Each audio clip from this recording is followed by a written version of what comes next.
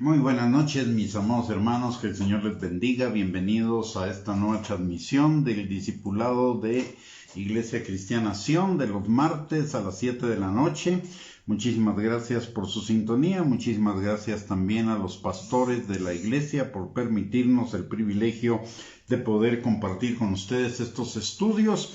Y el día de hoy vamos a compartir acerca de el primero de los 7 mensajes a las 7 iglesias de Éfeso de Apocalipsis, en el capítulo 2 y 3, comenzando con la iglesia de Éfeso. Cristo Jesús, por el privilegio que nos das en esta noche de podernos reunir, Señor, para compartir tu palabra, para escudriñarla, Señor, y te pedimos, mi Dios Todopoderoso, que tu Espíritu Santo hable a nuestro corazón en esta noche, y que la palabra, Señor, sea de edificación, exhortación y consolación para cada uno de nosotros. También te pedimos, Señor, que tu Espíritu Santo, que permanece sobre cada uno, rompa todo yugo de mentira, de argumento y de razonamiento falso que se oponga al conocimiento tuyo, a la obediencia a tu palabra.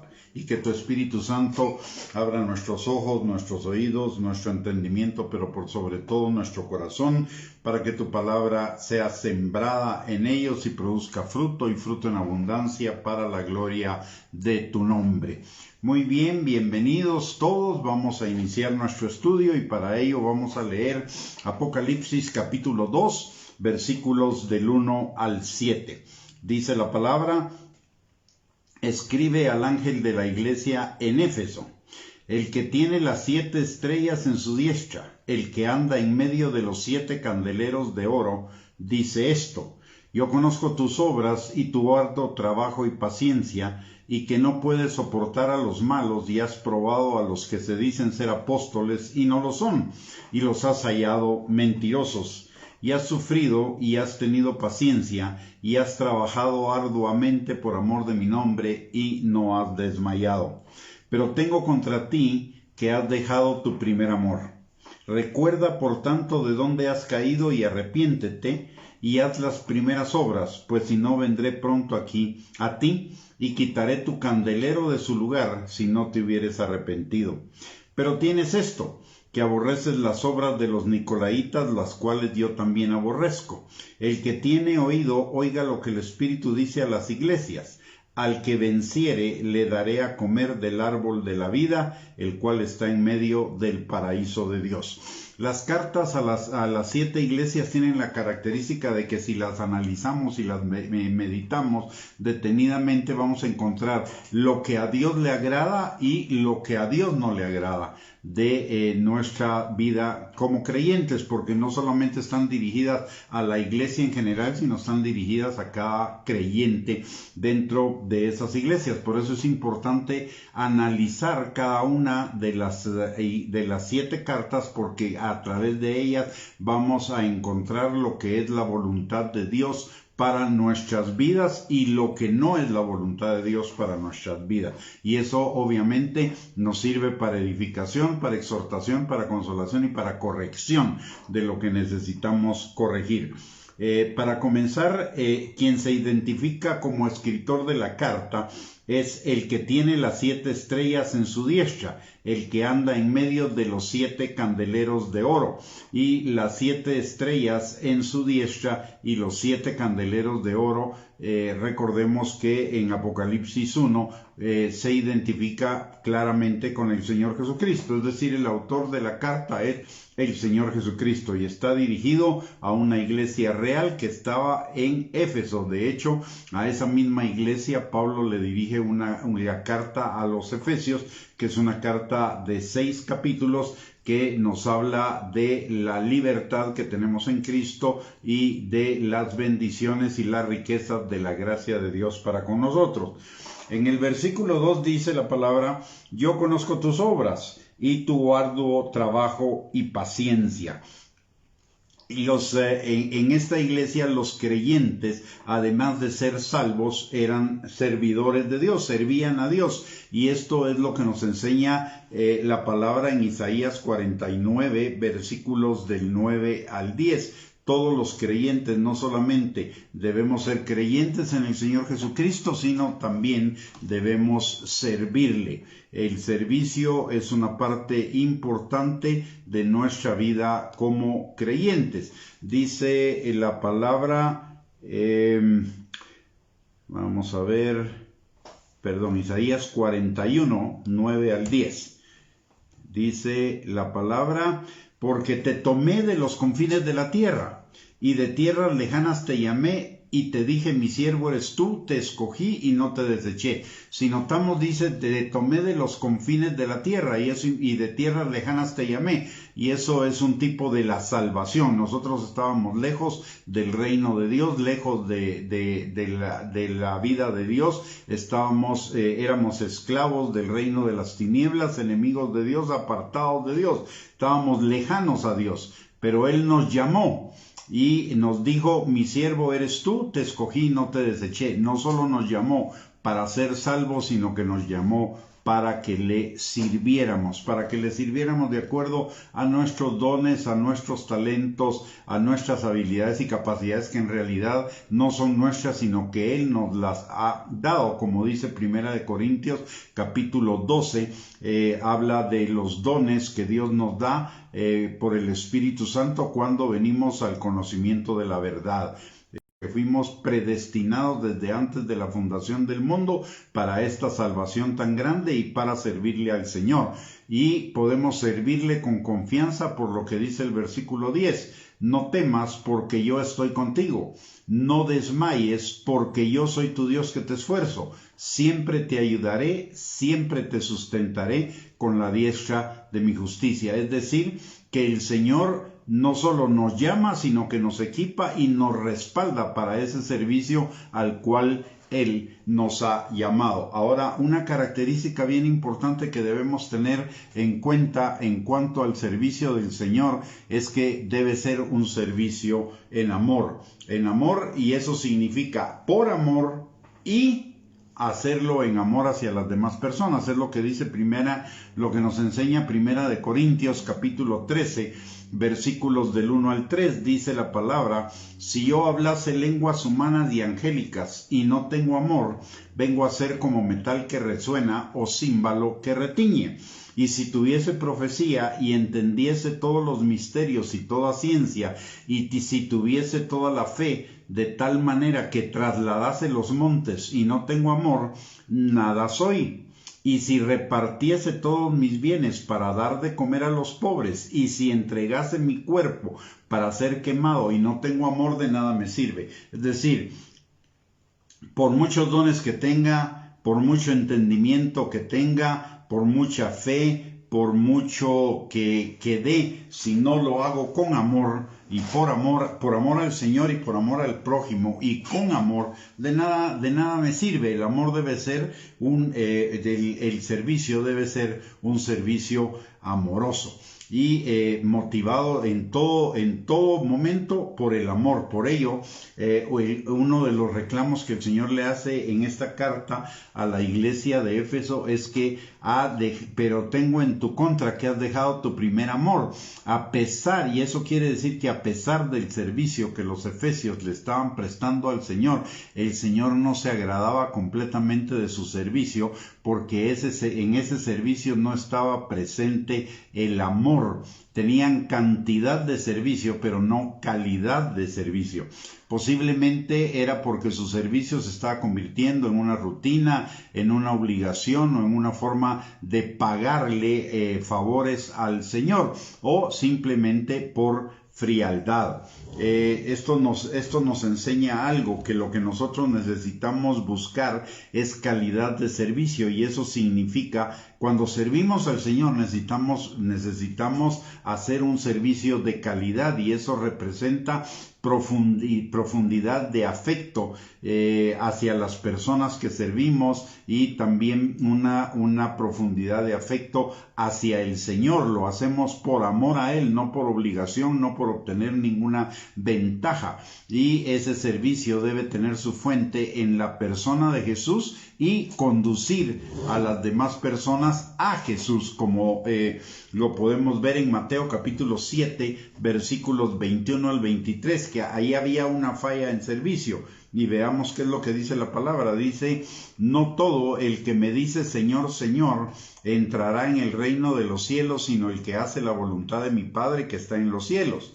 Muchos me dirán en aquel día: Señor, Señor, ¿no profetizamos en tu nombre, y en tu nombre echamos fuera demonios, y en tu nombre hicimos muchos milagros? Y entonces les declararé: nunca os conocí, apartaos de mí, hacedores de maldad. En este pasaje lo que podemos detectar es que, si bien es cierto, ellos habían hecho un servicio al Señor, no lo habían hecho por amor. ¿Por qué? Porque le están cobrando la factura. Le están diciendo: nosotros tenemos derecho al reino porque hicimos esto.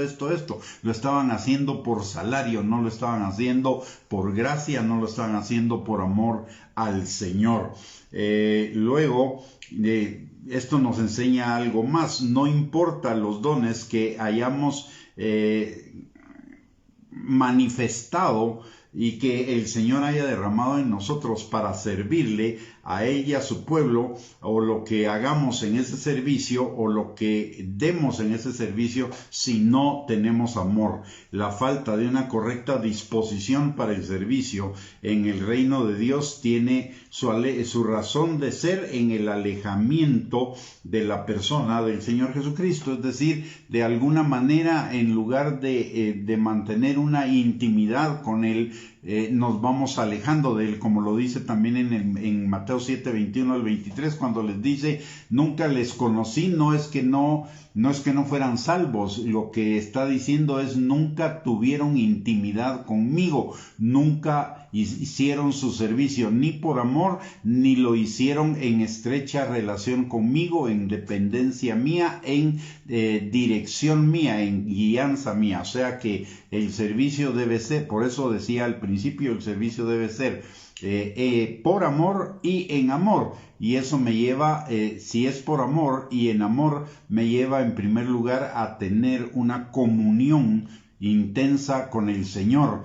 El Señor es quien debe dirigir nuestro servicio, no lo debe dirigir nuestros propios criterios, nuestros propios pensamientos, que son pensamientos que nos parecen derechos en nuestra propia opinión, pero su fin es camino de muerte, como nos lo enseña Proverbios 16:25. Al Señor no lo podemos engañar de ninguna forma. Él nos conoce íntimamente, Él nos conoce profundamente, como nos lo enseña el Salmo 139, versículos del 1 al 16. Y aunque nuestro servicio, como el de la iglesia de Éfeso, sea un servicio arduo y paciente, Él conoce los verdaderos motivos de nuestro corazón. En el Señor es importante lo que hacemos, pero más importante aún es los motivos por los cuales lo hacemos. Recordemos que el Señor le dice a Samuel, cuando Samuel va a ungir a David: no mires el aspecto de ellos ni su apariencia, porque eso es lo que ve el hombre. Yo veo el corazón. Y en Hebreos capítulo 4, versículo 12, la palabra de Dios nos enseña que la palabra es más cortante que espada de dos filos, y estamos claros de que la palabra es el verbo de Dios, y el verbo de Dios es Jesucristo. Por lo tanto, es Jesucristo mismo. Dice la palabra: es más cortante que espada de dos filos, y penetra hasta las profundidades de nuestro ser, para discernir los pensamientos del Espíritu de los pensamientos del corazón, los pensamientos y las intenciones. Entonces el Señor tiene mucho cuidado en nuestras intenciones. Por eso estoy hablando muy constante de que el servicio debe ser en amor. La única intención válida para servir al Señor es el amor. El servicio a Dios no es por obligación ni es para ganar privilegios o méritos o aceptación delante de Él, porque ya tenemos todas las bendiciones, ya fuimos bendecidos con toda bendición espiritual en los lugares celestiales en Cristo Jesús. Además ya somos totalmente amados, Juan 3:16 nos lo enseña, y aparte de ello también somos aceptados, Efesios 1:6, total y completamente. No vamos a ser más amados, ni más aceptados, ni más bendecidos de lo que ya lo fuimos. Entonces no es para ganar algo, no es para el servicio no debe ser como una factura de cambio que le presentamos al Señor para que el Señor nos bendiga, sino que, como ya lo hemos mencionado insistentemente, debe ser como consecuencia o respuesta al amor que Él nos manifestó cuando estábamos muertos en delitos y pecados a través de Jesucristo en la cruz del Calvario, muriendo por nuestros pecados para que tuviéramos perdón de pecados y vida eterna. Por el otro lado, el servicio es parte de nuestra naturaleza, y una naturaleza que es igual a la naturaleza de Dios. La palabra nos enseña que Jesús se despojó de su gloria, se hizo hombre y como hombre se hizo siervo para servirnos a todos nosotros. Lo mismo enseña en Mateo 10:42 al 45. El que quiera ser el mayor, hágase el menor y sirva a los demás. Hagan como yo hice, que no vine a ser servido, sino a servir. O sea, la naturaleza de Dios es servicio, y nosotros hemos heredado esa naturaleza de Dios, como nos lo enseña la palabra en 2 de Pedro, capítulo 1, versículos 3 y 4, que todas las cosas que pertenecen a la vida y a la piedad nos han sido dadas por su divino poder, para que por ella lleguemos a ser participantes de la naturaleza divina, habiendo huido de la corrupción que hay en el mundo. O sea, ya tenemos la naturaleza divina que se va a manifestar en la medida en la que huyamos de la corrupción que hay en el mundo, en la medida en la que dejemos de seguir la carne, de que dejemos de seguir los criterios del mundo y seamos obedientes a la palabra de Dios, y ello implica también en el servicio. El servicio nunca debe ser para nuestra gloria, sino para la gloria de Dios. Dios es celoso y Dios no comparte su gloria con nadie. Además, Colosenses capítulo 3, versículos 22 al 24, nos enseña que todo lo que hagamos, lo hagamos para la gloria de Dios. Es decir, que solo Dios debe ser glorificado, solamente Él merece toda la gloria, toda la honra y toda la alabanza. Y glorificar a Dios significa, entre otras cosas, no solo alabarlo y no solo que Él sea alabado a través de nuestro servicio, sino también que nosotros nos ocupemos de sus caminos, que de su voluntad, que es buena, agradable y perfecta, como nos lo enseña Romanos capítulo 12 y versículo 2, y comprometerme en esos caminos en lugar de preocuparme y empecinarme en seguir mis propios caminos.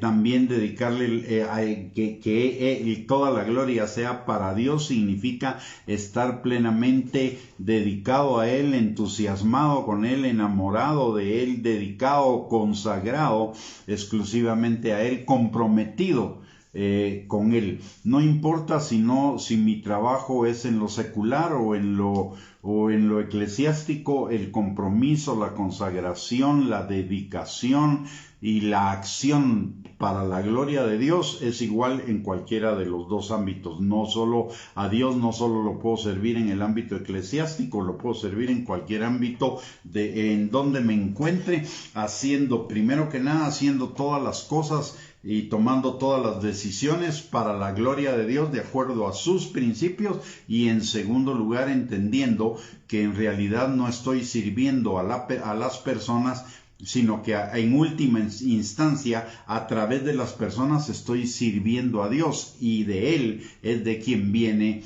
mi recompensa, como lo dice claramente Colosenses capítulo 3 versículos del 22 al 24. Y esto es importante porque Ojo con esto, es posible dirigir una empresa eclesiástica que atraiga al público, que congregue a una multitud de personas y logre que las personas sigan viniendo, porque podemos hacer todas las cosas superficiales como en el sistema del mundo y funcionar y obtener algunos resultados. Pero no los resultados que Dios quiere. Recordemos que los resultados que Dios quiere no son nuestra popularidad, no son los números, sino los resultados que Dios busca a través de nuestro servicio.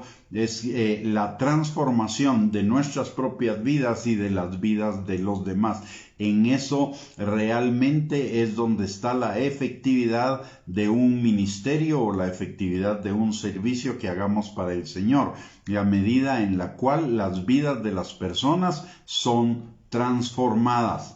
Podemos tener muchísima gente, pero sin vidas transformadas somos un fracaso delante del Señor. Podemos tener éxito frente a la gente, pero no tener éxito frente a Dios, porque el objetivo de Dios es la voluntad de Dios para cada uno de nosotros, es nuestra transformación. Lo dice 1 Tesalonicenses capítulo 4 versículo 3, que la voluntad de Dios es nuestra santificación, y en 2 de Corintios capítulo 3 versículo 18, que nos habla de que el Espíritu Santo nos está transformando de gloria en gloria y de día en día en la imagen de Cristo, en el carácter de Cristo. Entonces no debemos dejarnos llevar por lo numérico, sino que la verdadera efectividad del ministerio está en las vidas transformadas. Yendo un poquito más allá, la efectividad de un ministerio no está en cuánta gente siento en sillas, sino cuánta gente se convierte en un verdadero discípulo del Señor Jesucristo. Y recordemos que la palabra de Dios dice que el discípulo es como su maestro. Y también recordemos que la palabra de Dios en Mateo 28, 18 al 20 nos enseña que somos llamados a ir y a ser discípulos en todas las naciones y a todas las naciones. Entonces la medida del éxito está en el discipulado, en cuántos discípulos estamos haciendo, y los discípulos y ser discípulos significa una vida transformada. Por el otro lado, podemos también fingir que le estamos dando la gloria al Señor, pero nada, pero sin embargo, las cosas las estamos haciendo para nuestro propio engrandecimiento, para recibir alabanza de parte de los demás, y eso al Señor no le agrada de ninguna manera. Regresando al libro de Apocalipsis, en el capítulo número 2 y versículo número, vamos a ver, dice la palabra, en el versículo número 2 dice que no puede soportar a los malos, y eso significa, hay una cosa que necesitamos entender. Dios aborrece el pecado y aborrece al pecador. Por eso dice: yo conozco tus obras y tu arduo trabajo y paciencia, que no puedes soportar a los malos. ¿Por qué a Dios le agrada eso? Porque Él no soporta a los malos. La palabra de Dios dice en Salmos que el Señor está airado todos los días contra el pecador. El Señor no solo aborrece el pecado, sino aborrece aquello donde está el pecado, y donde está el pecado es el pecador. El Señor lo que tiene es compasión y misericordia del pecador, y está esperando que el pecador sea salvo, se arrepienta y sea salvo para amarlo como nos ama a nosotros. La compasión es una forma del amor de Dios, pero no es igual que amar a alguien como un hijo.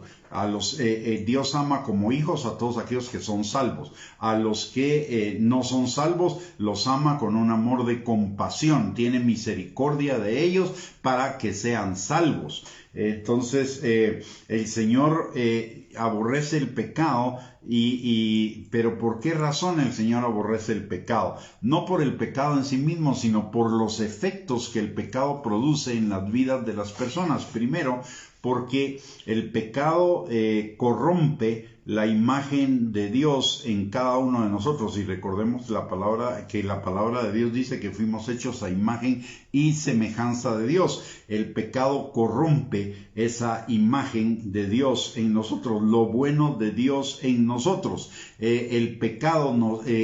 Dios aborrece el pecado también porque el pecado lleva a la autodestrucción de las personas. Recordemos lo que dice Romanos capítulo 6, versículo 23, que la paga del pecado es muerte.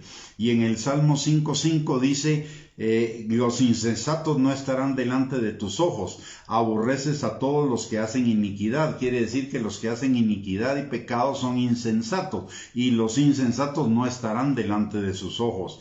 Y en Proverbios 6:16 dice, 6 cosas aborrece Jehová, y aun 7 abomina su alma: sus ojos altivos, la lengua mentirosa, las manos derramadoras de sangre inocente, el corazón que maquina pensamientos inicuos, y los pies presurosos para correr al mal. ¿Por qué? Porque todo esto es contrario a la naturaleza de Dios. Dios no es altivo, es humilde. Dios no es mentiroso, Él es la verdad. Dios no derrama sangre inocente, porque Dios es santo, es justo, es bueno, es perfecto. El Señor no maquina pensamientos inicuos por la misma razón, y el Señor no se apresura a hacer el mal. ¿Por qué? Porque Él no puede hacer el mal, Él es santo. Entonces por eso estas cosas las aborrece el Señor, porque van en contra de su naturaleza, y además de ello desvirtúan la naturaleza del ser humano hecho a imagen y semejanza del Señor. Por eso es que el Señor aborrece el pecado, porque el pecado deteriora, corrompe, anula, destruye la imagen de Dios en cada uno de nosotros. De la misma manera, nosotros necesitamos aborrecer el mal. Primero, porque Dios lo aborrece, pero segundo, porque nuestra naturaleza es una naturaleza contraria al pecado. Si verdaderamente hemos sido salvos y nacidos de nuevo, tenemos una nueva naturaleza. Y como ya vimos en 2 de Pedro, capítulo 1, versículos 3 y 4, esa nueva naturaleza es la naturaleza de Dios, y la naturaleza de Dios es santa, y la santidad aborrece el pecado. Por lo tanto, nosotros aborrecemos el pecado porque tenemos la naturaleza de Dios. Si alguien no aborrece el pecado, entonces habría que considerar la posibilidad de que esa persona no tenga la naturaleza de Dios, y por lo tanto no sea salva, no haya nacido de nuevo. Entonces nosotros necesitamos, como creyentes, no solo necesitamos, sino como parte de nuestra naturaleza, de nuestra nueva vida, de ese haber nacido de nuevo, vamos a aborrecer lo malo y seguir lo bueno, como nos lo enseña Romanos 12:9. Dice, el amor sea sin fingimiento, aborreced lo malo y seguid lo bueno. O Amós 5:15, aborreced el mal y amad el bien, y estableced la justicia en juicio. En Proverbios 8:13 también nos habla de que el temor de Jehová es aborrecer el mal. Y aborrecer el mal implica aborrecer la soberbia, la arrogancia, el mal camino, la boca perversa y las cosas que Jehová aborrece. Por lo tanto, el temor de Jehová, que es el principio de la sabiduría, es también, quiere decir que el principio de la sabiduría es aborrecer el mal, y la sabiduría es pensar de la vida como Dios piensa y vivir la vida de acuerdo a la voluntad de Dios. Y eso comienza por el temor del Señor, y obviamente se alimenta del amor al Señor. Si el principio de la sabiduría es el temor de Jehová, el final de la sabiduría es el amor. ¿Por qué? Porque la sabiduría es guardar los mandamientos de Dios, es hacer su voluntad. Y la palabra de Dios dice en Juan capítulo 14, versículo 15, el que me ama hace mis mandamientos, cumple mis mandamientos. Por lo tanto, al principio de nuestra vida cristiana, la motivación para la santidad, para la obediencia, para apartarnos del pecado, es el temor de Dios, pero ya cuando vamos madurando y creciendo en el Señor, ya no solo es el temor del Señor, sino que es el amor al Señor. Luego, otra cosa que en el versículo 2 el Señor aprueba de la iglesia de Éfeso es que ha probado a los que se dicen ser apóstoles y no lo son, y los ha hallado mentirosos. Y aquí hay un punto muy interesante, hay dos puntos que podemos sacar de esta enseñanza. Primero que nada, si los únicos apóstoles que hubieran habido eran los apóstoles del Cordero, no hubiera habido necesidad de probar a otros apóstoles si eran verdaderos o eran falsos. ¿Por qué? Porque simple y sencillamente, si eran los apóstoles del Cordero, si eran de los 12 de Jesús, ellos eran los únicos discípulos, los únicos apóstoles. Pero si dice, has probado los que dicen ser apóstoles y no lo son, es porque habían otros apóstoles, así como habían apóstoles falsos. Los apóstoles no solo fueron para el tiempo de Jesús, los apóstoles son para todos los tiempos de la iglesia, de acuerdo a lo que nos enseña Efesios capítulo 4, versículo del 11 al 13. Él puso a unos en la iglesia apóstoles, a otros profetas, a otros evangelistas, a otros pastores y maestros, para perfeccionar a los santos, para la obra del ministerio, para la edificación del cuerpo de Cristo, hasta que todos lleguemos a la unidad de la fe y del conocimiento del Hijo de Dios, a un varón perfecto, a la estatura de la plenitud de Cristo. Y vamos a llegar al varón perfecto y a la estatura de la plenitud de Cristo cuando nos presentemos delante del Señor. Por lo tanto, los 5 ministerios, apóstoles, profetas, evangelistas, pastores y maestros, son para toda la vida de la iglesia, para todo el tiempo de la iglesia en la tierra. Ese es un primer punto. El segundo, que has probado a los que se dicen ser apóstoles y no lo son, y los has hallado mentirosos. ¿Cómo sabían que un apóstol era mentiroso? Porque conocían la verdad. ¿Y qué es la verdad? Las Escrituras. Y esto nos recuerda aquel pasaje de Hechos 17:11 de los de Berea, que eran más nobles porque escudriñaban las Escrituras para saber si lo que Pablo les estaba enseñando era según las Escrituras, era verdad. Hechos 17:11 dice, y estos eran más nobles que los que estaban en Tesalónica, pues recibieron la palabra con toda solicitud, escudriñando cada día las Escrituras para ver si estas cosas eran así. Y dice, escudriñando cada día las Escrituras, y eso significa estudiando las Escrituras cada día, profundizando en el conocimiento de las Escrituras. Un verdadero, un creyente que verdaderamente quiere madurar, crecer y alcanzar la vida abundante y la plenitud de Cristo desde acá, cada día más abundantemente en la tierra, necesita escudriñar las Escrituras. Lámpara es a mis pies tu palabra, lumbrera a mi camino. ¿Con qué limpiará el joven su camino? Con guardar tu palabra. ¿Cuáles son los 2 elementos más importantes de la armadura de Dios en Efesios capítulo 6 versículos del 15 en adelante? Es el escudo de la fe, y la fe viene por el oír, y el oír constantemente la palabra de Dios, y la espada del Espíritu, que es la palabra de Dios. Por lo tanto, la palabra de Dios debe ser central en nuestras vidas, y ello nos va a permitir detectar a los que son falsos ministros, principalmente en estos tiempos en que la palabra nos advierte tan fuertemente acerca de que habrán falsos profetas, falsos maestros y falsos ministros del Señor, como nos lo advierte la palabra en 2 de Timoteo capítulo 3 versículo 1. También debes saber esto, que en los postreros días vendrán tiempos peligrosos. Y en 2 de Timoteo capítulo 4 versículo 3 dice, porque vendrá tiempo cuando no sufrirán la sana doctrina,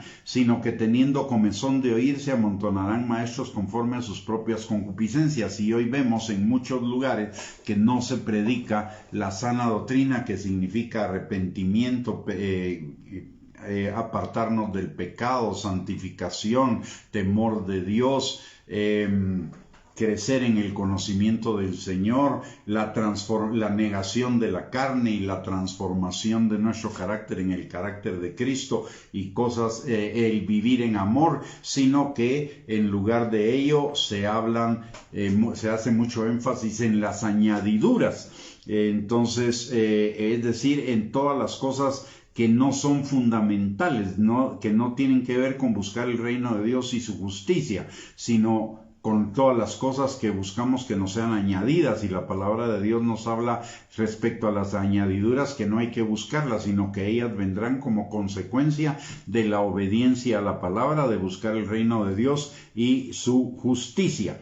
Entonces, la única manera de no ser engañados es escudriñar, es decir, oír, leer, estudiar, meditar, investigar, etcétera, las escrituras para verificar que todo lo que oigamos, creamos, etcétera, es bíblico totalmente. Las verdades, hay que tomar en cuenta que las verdades a medias son mentiras completas. Que es la especialidad teológica del diablo. El diablo dice medias verdades que son mentiras completas, como nos lo prueba la tentación de Jesús en el desierto, que usó pasajes de la Escritura, pero sacados de contexto. Una de las mayores preocupaciones que Cristo expresó en sus mensajes sobre el tiempo final en Mateo 24 y en otros pasajes de las Escrituras y en las epístolas también está manifestada la misma preocupación, es la relacionada con que la iglesia no caiga en la tolerancia de los falsos ministros que tergiversan la palabra de Dios, debilitando el poder y la autoridad de ella. Jesús lo advierte en los evangelios 14 veces. Mateo 7:15, 16:6, 16:11, 24:4, 24:24. También en Marcos 4:24, 8:15, 12 del 38 al 40 y del 13 en el capítulo 13, versículo 5, en Lucas 12:1, 17:23, 20:46, 21:8. Es decir, hay abundancia de advertencias acerca de que en los últimos tiempos tenemos que tener mucho cuidado, porque se levantarán muchos falsos ministros que engañarán a muchos. Para que nosotros no caer en el engaño, necesitamos ser diligentes en el estudio de las Escrituras. Y vamos a ver a través del estudio de las 7 cartas que el problema de pasar de la falta de amor o del enfriamiento del amor a la herejía comienza precisamente por el enfriamiento del amor y además por la ignorancia de las Escrituras. Cristo nos instruye a las iglesias en este pasaje de Apocalipsis 2:2, que probemos a todo aquel que se dice tener una autoridad espiritual, y para ello se necesitan dar los siguientes pasos. Primero, discernir el carácter. Y segundo, discernir los motivos. En cuanto a discernir el carácter, algunas de las cosas serían, por ejemplo, ora con diligencia y muestra una sincera y pura devoción a Dios, manifiestan el fruto del Espíritu, tienen compasión por los pecadores, aborrecen el mal y buscan la justicia, denuncian el pecado. La otra es discernir los motivos. Los verdaderos dirigentes cristianos procuran hacer 4 cosas. La primera, honrar al Señor. La segunda, que su vida manifieste el fruto de vida y del mensaje de Jesucristo, confianza en las Escrituras e integridad respecto al dinero. Son 4, ahí tenemos suficientes motivos o suficientes argumentos de cómo discernir si una persona es una persona que dice tener autoridad verdaderamente es un discípulo de Cristo o no. Y vuelvo a repetir: 1, discernir el carácter. ¿Y cómo discernimos el carácter? A través de una oración diligente, que muestra una verdadera devoción a Dios. Aparte de ello, manifiestan el fruto del Espíritu, tienen compasión por los pecadores, aborrecen el mal y buscan la justicia, denuncian el pecado. En segundo lugar, necesitamos discernir los motivos. Los verdaderos dirigentes cristianos procuran hacer 4 cosas. Honrar a Cristo. Segunda de Corintios 8:23 dice: en cuanto a Tito, es mi compañero y colaborador para con vosotros, y en cuanto a nuestros hermanos, son mensajeros de las iglesias y gloria de Cristo. Luego guían a la iglesia a la santificación, a los perdidos los guían a la salvación, proclaman y defienden el evangelio de Cristo y de los apóstoles tal como fue enseñado por ellos. Y otra forma es examinar el fruto de la vida y del mensaje. El fruto de los falsos ministros con frecuencia es el de convertidos que no obedecen verdaderamente a la palabra del Señor. Por el otro lado, también necesitamos evaluar su confianza en las Sagradas Escrituras.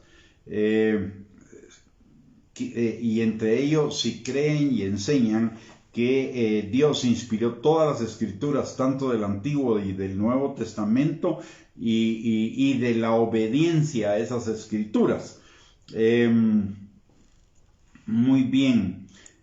Algo importante también que dice en el versículo 3 de la carta a los Efesios, le dice que has sufrido. Miren, el Señor nos ofrece vida abundante, vida plena, una vida que va en aumento como la luz de la aurora, el cumplimiento de buenos planes de bien y no de mal para darnos un futuro y una esperanza, pero ello no significa que la vida del creyente sea un lecho de rosas o sea una vida sin problemas. Mateo capítulo 11 versículo 12 nos dice que el reino de los cielos sufre oposición y solo los valientes y los esforzados lo arrebatan. Por el otro lado, en Juan capítulo 16, versículo 33, el Señor nos advierte que en el mundo tendremos aflicción, pero que no deberíamos temer porque Él ha vencido al mundo. Y si nosotros estamos en Él y Él está con nosotros, nosotros también venceremos al mundo. Pero eso significa que vamos a enfrentar oposición. Si a usted en algún momento le dijeron que ser cristiano es llevar una vida fácil y una vida sin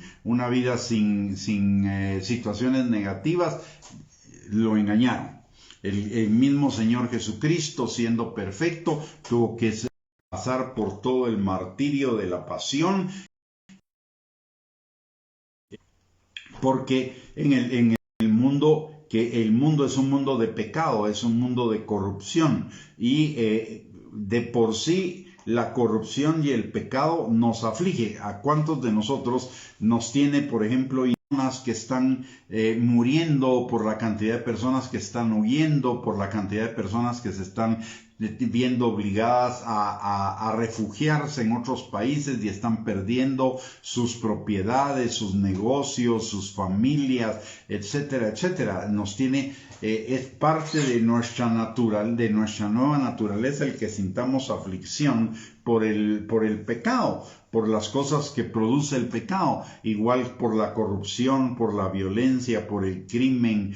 No nos adaptamos a esas cosas, nos duelen en nuestro corazón, y eso es parte de la aflicción. Aparte de esa aflicción, pues también que el mundo nos va de alguna manera nos va a perseguir para entorpecernos el crecer como creyentes, el avanzar como creyentes en nuestra vida. Sin embargo, la palabra de Dios nos dice en Santiago capítulo 1, versículos 2 y 4, del 2 al 4, que tengamos por sumo gozo cuando nos hallemos en diversas pruebas, sabiendo que la prueba de nuestra fe produce paciencia, mas tenga la paciencia su obra completa para que seamos perfectos y cabales sin que nos falte cosa alguna. Es decir, el Señor en eso nos está enseñando que el Señor usa las pruebas para irnos perfeccionando, para que no nos falte cosa alguna en Él, y además produce paciencia. Y la palabra de Dios también nos enseña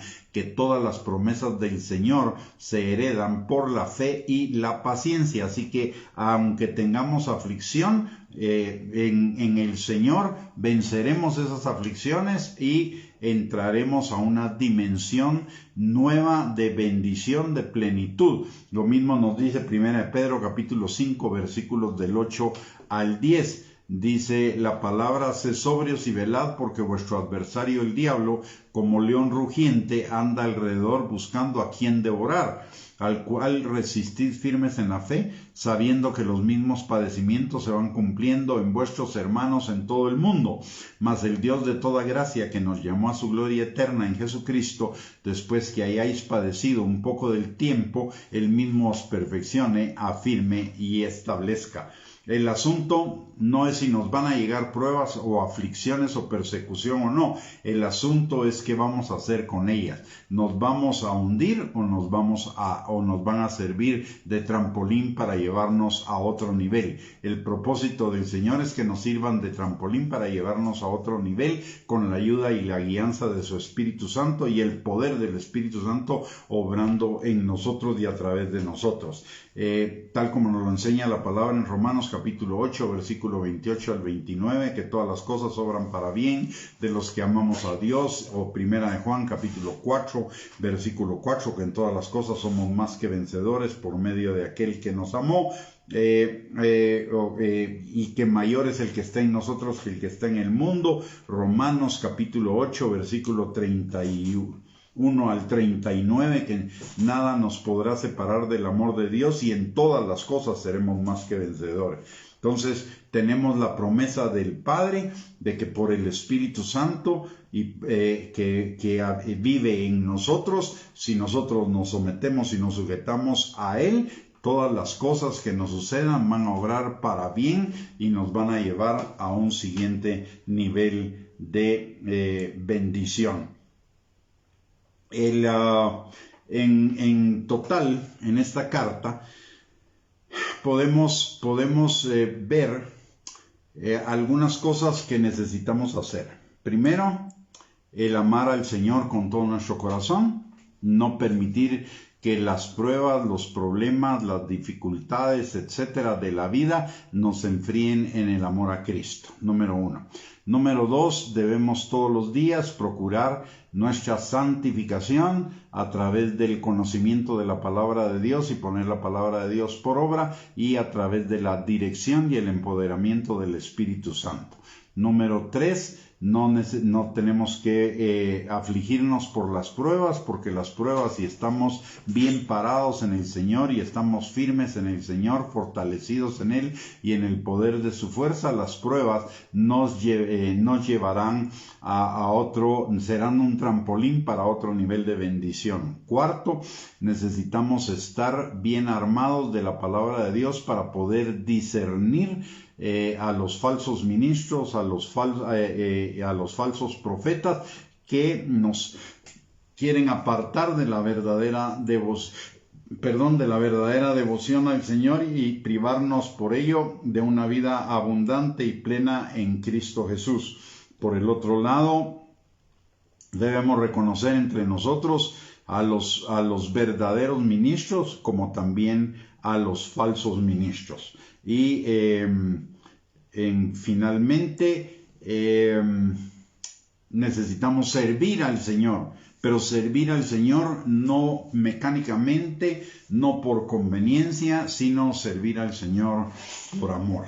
Básicamente estas son las enseñanzas que encontramos en la iglesia de Éfeso, y el resumen de las enseñanzas, porque hay muchísimas enseñanzas más que podríamos deducir de esta carta, pero estas son las enseñanzas primordiales, y algunas otras enseñanzas que podríamos deducir de esta carta las veremos también en las siguientes cartas. Así que quedémonos con estas que hablamos ahorita en la conclusión: seguir al Señor, buscar la santidad, buscar el conocimiento de la palabra de Dios, servir al Señor con amor, ¿verdad? Buscar la santidad a través del conocimiento de la palabra y de la dirección del Espíritu Santo, conocer las Escrituras para discernir entre los verdaderos y los falsos líderes espirituales.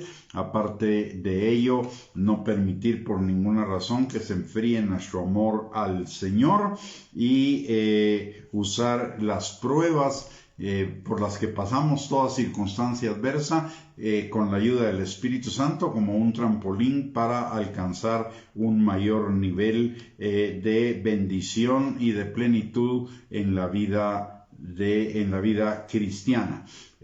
Muy bien, con esto hemos llegado al final de esta enseñanza. Espero que haya sido de bendición para su vida. Si fue de bendición para su vida, compártala con sus contactos en las redes sociales para que también sea de bendición para ellos. Y le recuerdo que todos los martes a las 7 de la noche a través de la página de Iglesia Cristiana Sion tenemos este estudio de discipulado y que el tema por algunas semanas más será el tema de las 7 cartas de Apocalipsis. Estamos estudiando las señales de los últimos tiempos y las cartas de Apocalipsis son las cartas que el Señor le dirige a la iglesia pre-arrebatamiento, para que nos preparemos para el arrebatamiento de la iglesia que viene pronto, para que seamos esa novia limpia, santa, gloriosa, sin mancha y sin arruga, que Él está preparando para las bodas del Cordero. Muy bien, mis amados hermanos, hemos llegado al final de esta transmisión. Solo no se retire, vamos a orar un momentito, pero no sin antes agradecerle su sintonía. Es verdaderamente una bendición el poder verle conectado.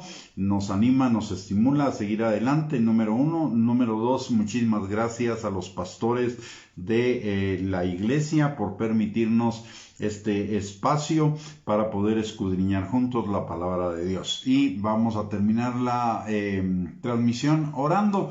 Le voy a pedir si usted me puede acompañar. Padre bendito, te damos gracias, Señor, en el nombre precioso de Cristo Jesús, por esta noche que tú nos has permitido escudriñar tu palabra, Señor. Padre, que las enseñanzas básicas que hemos encontrado en la carta a la iglesia de Éfeso, Señor, se hagan vida en nuestras vidas, Padre.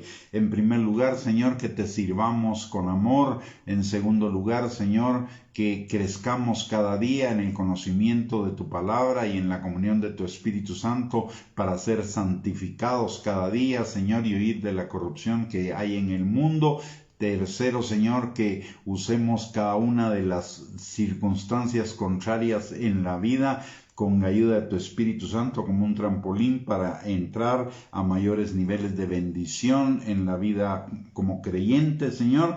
Que no permitamos de ninguna manera que el amor inicial que tuvimos por ti, Señor, en el momento de la salvación se pierda, se enfríe, sino todo lo contrario, Señor, sea avivado cada día por el poder de tu Espíritu Santo, Señor, y que nos des discernimiento para discernir, Señor, las falsas enseñanzas de las verdaderas, las que nos edifican, de las que nos distraen del verdadero propósito tuyo para nuestras vidas. Te lo pedimos, Señor, en el nombre precioso de Cristo Jesús, así como también te pedimos que tu Espíritu Santo, Señor, esté sobre cada uno de nosotros, sanando, restaurando, liberando, Señor, fortaleciendo, Señor, librándonos de toda enfermedad, apartándonos, Señor, de toda obra del maligno, Padre, y no solo a nosotros, sino también a los nuestros, Padre.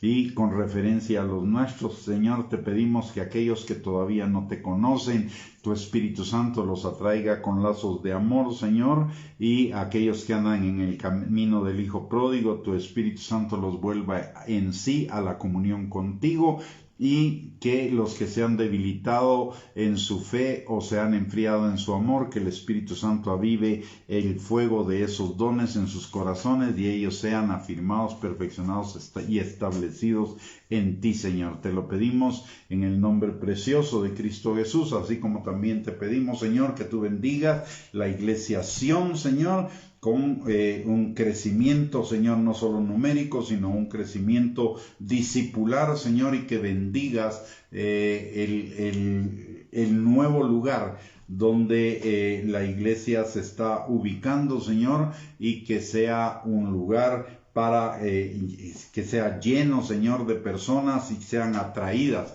por tu palabra para ser salvas y crecer en el conocimiento de tu palabra. Te lo pedimos, Señor, en el nombre precioso de Cristo Jesús. Amén y amén. Muy bien, mis amados hermanos, hemos llegado al final de esta transmisión. Les recuerdo, nuestra próxima reunión será el martes de la semana entrante a las 7 de la noche, si Dios lo permite. Y mientras tanto, que tengan una bendecida semana. A todas las hermanas que nos han sintonizado, feliz Día de la Mujer, y a seguir creciendo en el Señor Jesucristo para ser esa mujer virtuosa de Proverbios 31, y que tengan una bendecida noche, una bendecida semana a todos, y les envío un abrazo. Saludos y bendiciones. Muchas gracias por conectarse.